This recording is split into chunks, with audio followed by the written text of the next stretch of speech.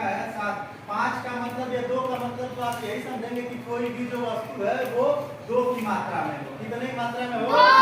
2 की मात्रा। 3 का मतलब कोई भी वस्तु कितने मात्रा में हो?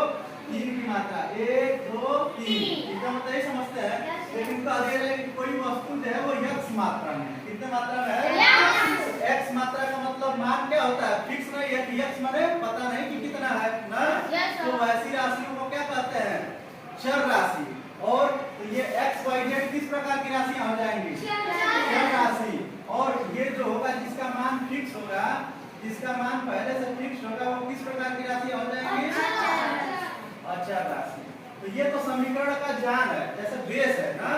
अब इससे आगे हम थोड़ा सा सीखेंगे। हाँ, जैसे देखो, सपोज करो कि अगर पहला आपका समीकरण है 3x बराबर 24, 3x बराबर 24। तो अब हमको इसमें x का क्या करना है? मान निकालना है। x का क्या करना है?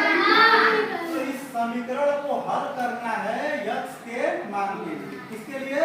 x के मान के लिए। तो हम क्या करेंगे? x की वैल्यूज के लिए इसको 3x बराबर 24 समीकरण है हमारा ना। समझ पा रहे हैं आप? नेक्स्ट, जब इसका मतलब 3x बराबर 24 का मतलब क्या होता है? इसका मतलब 3 गुणे x बराबर 24। यहाँ तक क्लियर? अब थोड़ा इसके आगे बढ़ा जाए। अब देखो, जब कभी भी अगर इक्वल टू के इधर गुणा होता है, तो अगर संख्या को इधर का उधर दिया जाएगा तो गुणा वाला किसमें कन्वर्ट हो जाएगा?